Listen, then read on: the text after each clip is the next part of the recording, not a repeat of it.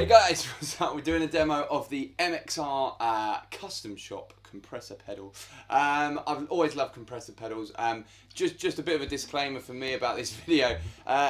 Compressor pedals are very simple. They're not a complicated contraption, not like distortion pedals. We've got millions of options, or delay pedals. For me, it's very simple. It's often a case of just finding a great setting and sticking with it. So we're going to take a little look around the pedal today. I'm hopefully going to demonstrate some sounds of which I think are great for the pedal, and yeah, kind of go from there and advise you on how best to use a compressor pedal, because a lot of people don't really know. And it's one of those things, oh, use a compressor pedal, it's great, you know, we don't really know what it's for.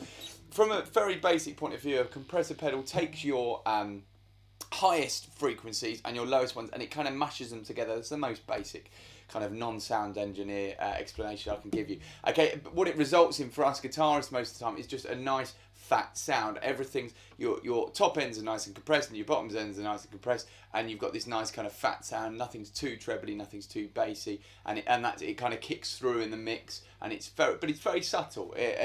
Good ones sound very punchy to me. That's kind of something that I always think. So to start with, if we take a look at the pedal, we've obviously got output on this side. Now I tend to say, basically, really, you know, it's a no-brainer for me in that if your amp sound is that, then your compressor pedal should be of the same volume.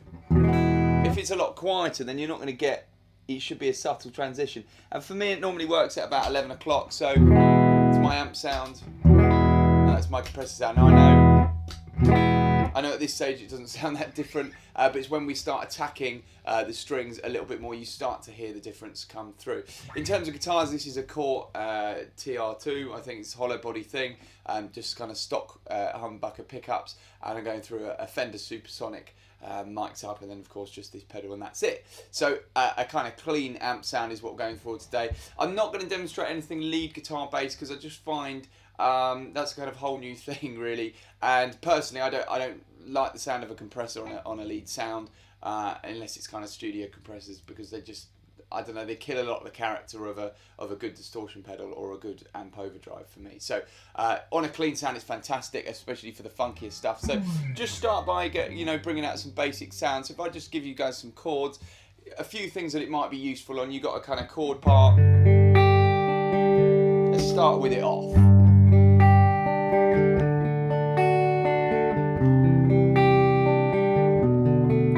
Like that, okay, so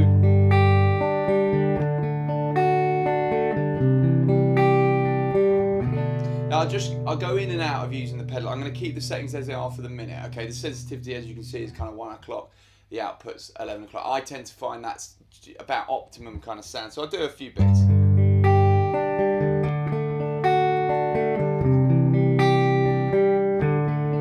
Pedal on.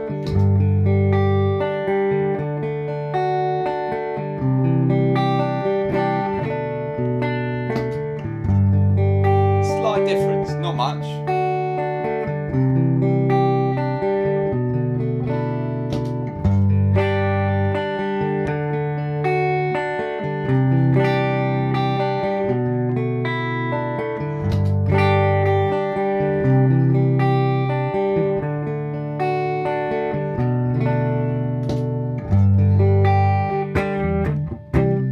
Okay, now if we start attacking the strings a bit more, so off.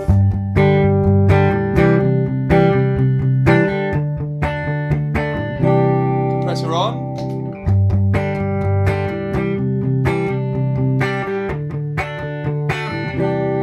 Okay, now for me that does make a difference. It's just flattening the sound a little bit more, so you tend to get rid of all that kind of too much bass, you get rid of too much treble, and it's just making the sound that little bit more musical for me, and that little bit more sort of, and it's always going to cut through the mix quite nicely with the right setting, and depending what you're doing, obviously. Okay, so that's the first thing I thought of, just using it for kind of basic chords, but it really starts to kick on once you start hitting the guitar a little bit harder. It's a very dynamic effect,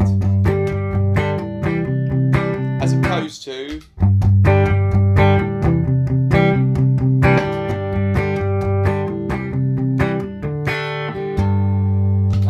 makes everything a little bit more rounded and kind of together. Okay, so that's one of the ways that I would certainly use it. Now, just to explore the pedal a little bit more, the sensitivity Okay, I'll play around with it a little bit. I'm going to turn the sensitivity right down, all right, and just show you, because I can talk all I like about what it does, but until you hear it, it doesn't really make a difference. So I'll play a little bit.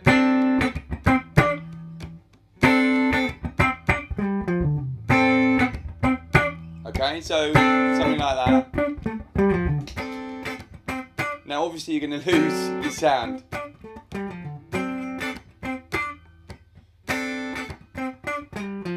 Okay, now it's because you've taken the sensitivity off, so you can get less signal, which for me isn't really very useful. That's why I kind of have about 2 settings for a compressor, and that's basically it. So I would, you know, say, okay, well, let's bosh it up to kind of maybe 1 o'clock. 1 o'clock's got us about there. You've possibly then got the scope. It's back to our normal sound. Okay, so we're going to sound like that. That's a bit more like it. Something like that, okay? And if I move that up a little bit more, I'll go back to my normal sound. A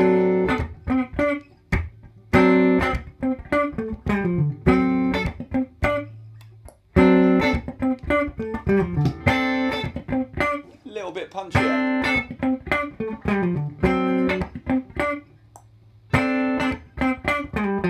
Something like that, okay? It just gives you a little bit more punch to your sound, and just, you know, brings it out a little bit more. Again, it's very subtle. I find you kind of have to play it. You kind of have to feel it, and that's the kind of best way to do it. So that's how kind of basically, I'm going to just go back to my sort of optimum setting, which is about that. Put the thing back on, and just to demonstrate some stuff, maybe kind of, you know, if we go.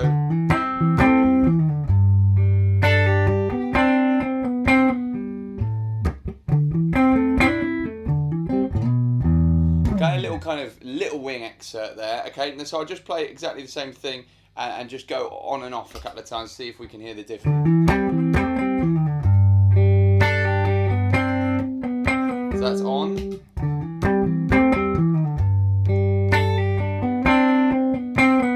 On.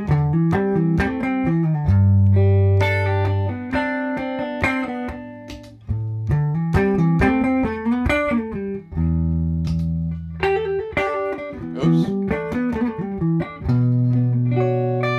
Those high notes.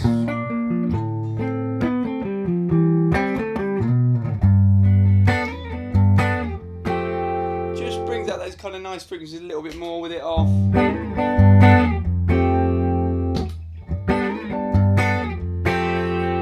I told you it was subtle.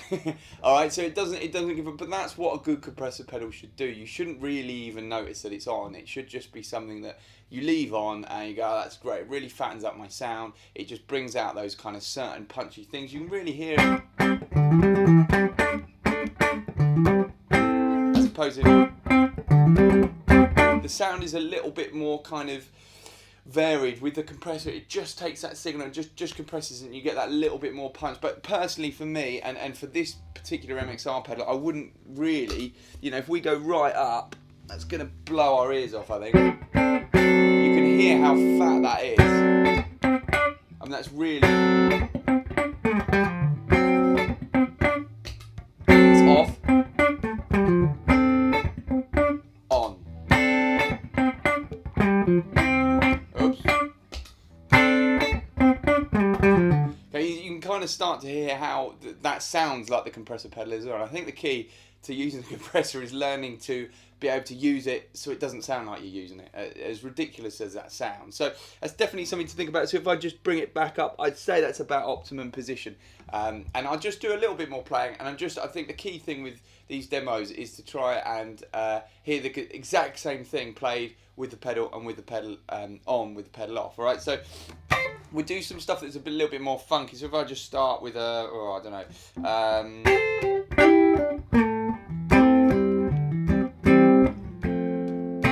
Okay, a little bit more kind of syncopated.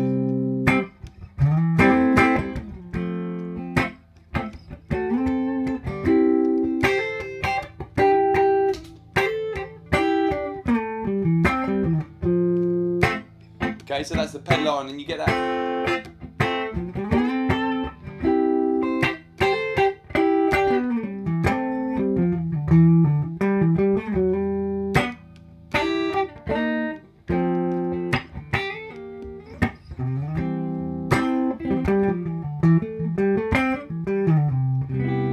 Okay, so it just, for me, I can really hear it. I can really hear that fattening out of the sound, and particularly on those kind of nice, kind of soul, funk, R&B style little fills. It just really brings it out really nicely. But I think it's something you've got to use with a little bit of ease and not, not too much. I think for me, that setting that it's on at the moment is about right. Really, it's perfect. It's just the right amount of kind of sound just to be nice and punchy. So definitely one to get, guys. I absolutely love this pedal. I think it's fantastic, but it's very, very subtle. I think you must remember that if you're looking for like a really compressed lead sound and all that sort of stuff, you should probably just get that from an overdrive. Like the Route 66 is fantastic.